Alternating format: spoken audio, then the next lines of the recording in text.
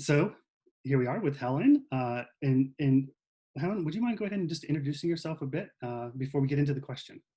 Sure. Hello, I'm Helen. I live in Scotland, and I have one property called the Green Lodge Aviemore, which is a rural self-catering property in the Cairngorms National Park. Um, I've been running it for 2 years. I do have experience in hospitality, in events and weddings previously, and way back in another life, I was in corporate communications. So I I know enough to care passionately about how things look, but I don't have the technical skills to make them look that way. And um, and I've recently, thanks to TouchStay, rejigged my website as well.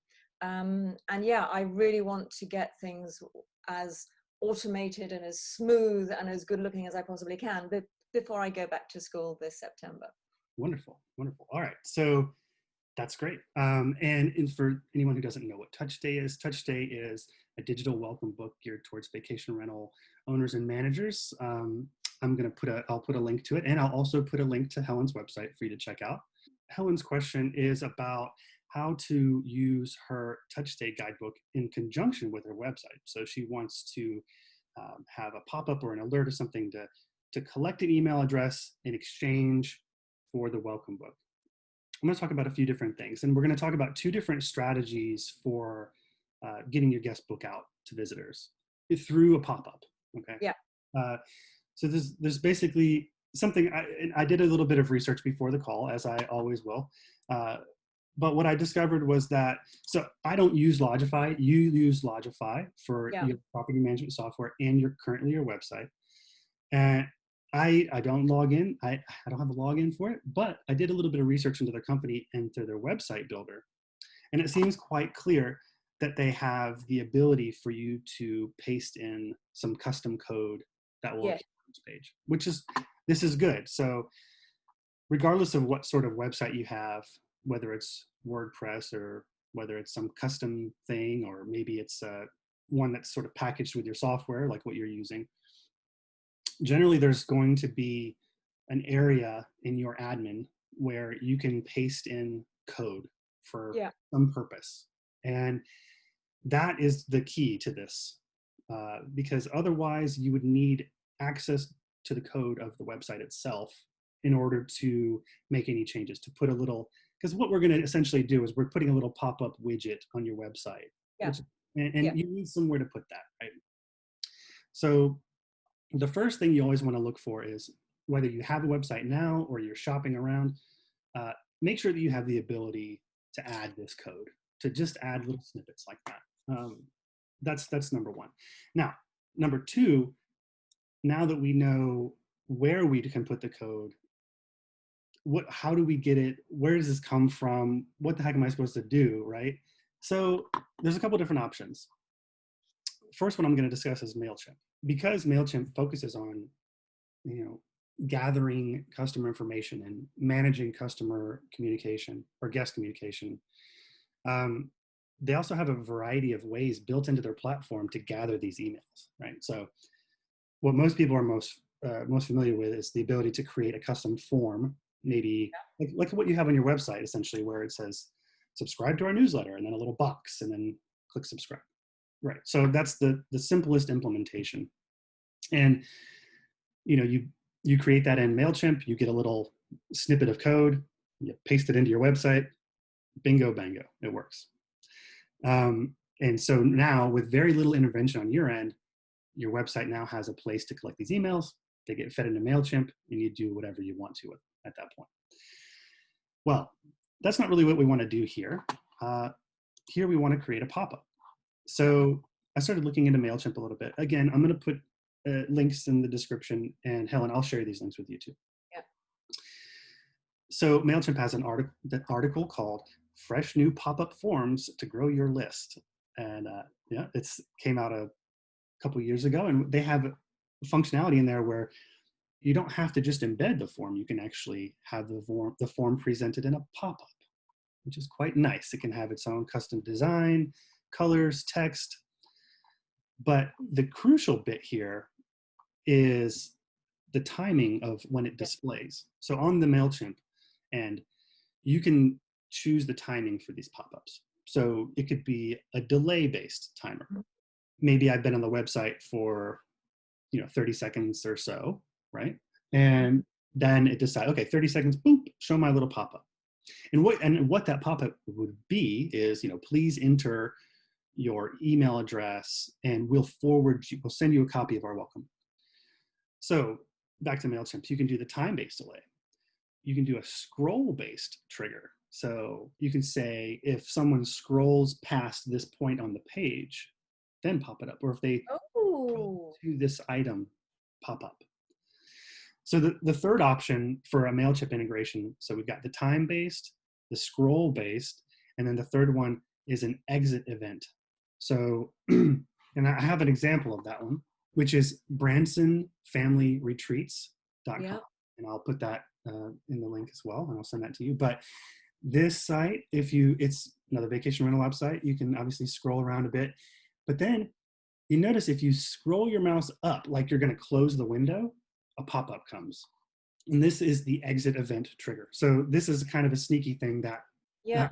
people do, where the the website it's basically seeing that your mouse is leaving the window, and it's saying, oh wait, they're probably going to close this tab, so throw this at them real quick as a wait, don't go.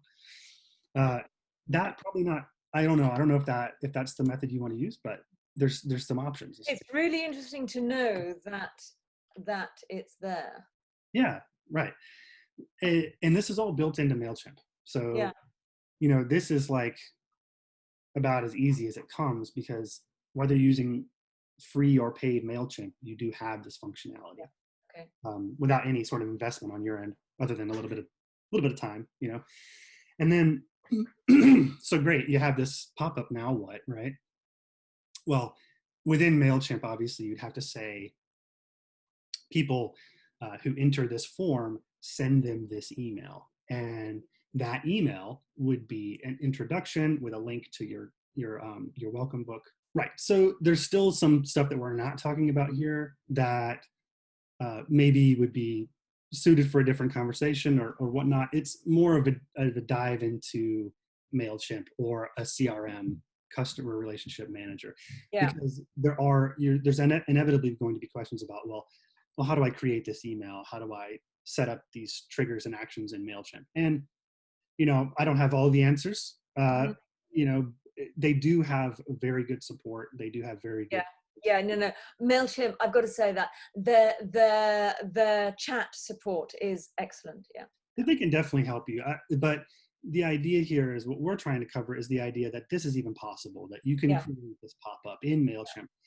And if you're already using a program like that to manage your customer contacts and things, it sort of makes sense to tie all these things together. Yes. Yes. Now, what if you don't use MailChimp? What if you have no real interest in that? Or what if you use some other methodology for gathering these emails, and that doesn't involve MailChimp? Well, if you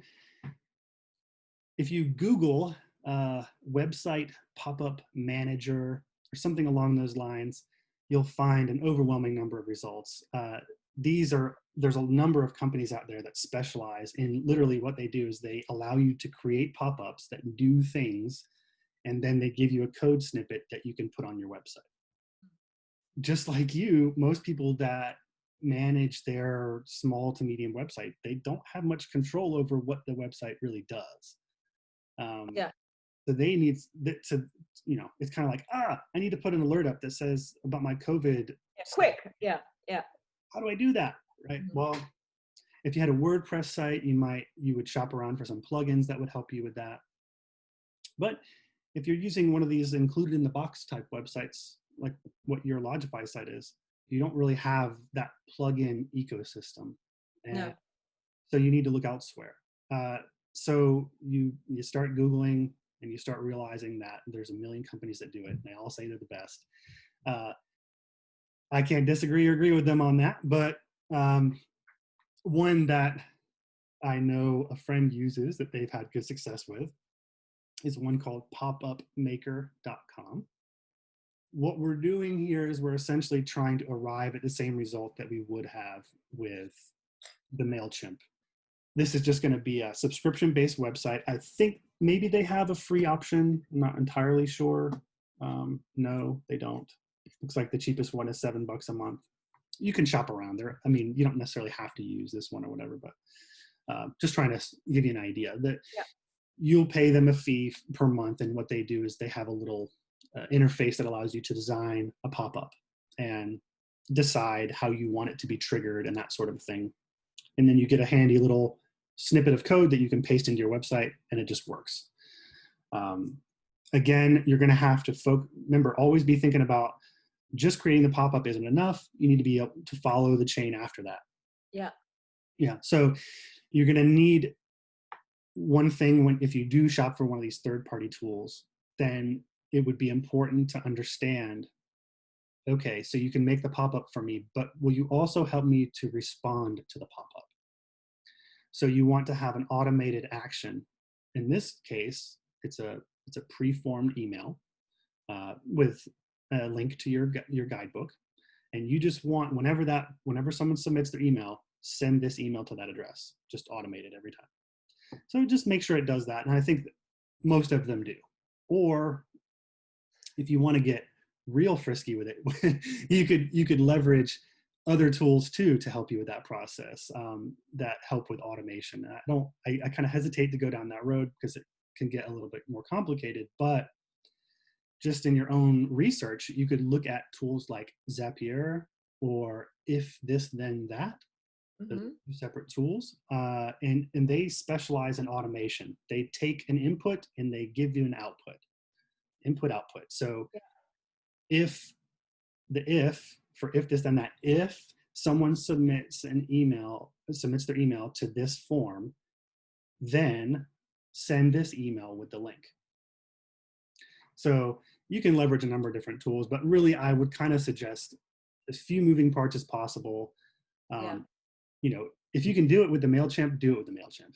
And and um and MailChimp and Logify, there is, hang on just a second, let me put you here. There is a MailChimp is integrated with Logify. So there is that, and that is really, really helpful. It is. The apps that you've got, things like Google Analytics, MailChimp, Recapture, you've got Zapier as well, and Price Labs and stuff. But yes, something which already with my kind of ecosystem is already in there. Mhm. There are going to be fewer potential hiccups. Right. I like a lot of times when the property management software companies, when they do these integrations with third parties, to me, that's a really good sign that they're doing something right. Yeah. Because from a tech standpoint, there's a lot that goes into that. There's a lot that Mm, goes into making sure data flows freely and error-free from between two different places. yeah. So just as a hey, if your software company has third-party integrations, that's a good sign. Good. And and MailChimp is a universal tool that works without Logify, obviously. Yeah. So if you ever change software companies, you ever do a different strategy, you still have all that, Yeah. and you can still use those tools. So I hope that answers your question. Yes, that really, really does. Thank you. That's I need, yeah, knowing what the options are is, yeah, because I can go in and blunder blindly around MailChimp, but actually it's much more helpful for me to go in there knowing what I want to do, and therefore and once I know what I want to do, which I do now, there's quite a lot of resources to help me figure out how to do that.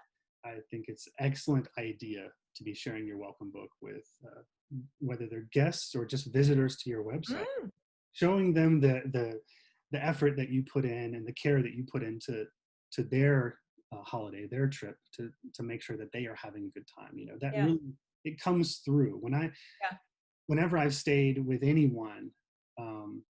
whether it's been Airbnb or a private rental or book direct sort of situation, whatever, one of the first things I do after I look around the house and put my things down is I do look at a guidebook. I do look at the guest book. Yeah. And when I find someone who's put a great deal of care into that, then it makes me feel better about being there. And it also makes me feel better about them as a business owner and as someone that I can come to, Trust. like a concierge almost, you know? Yeah.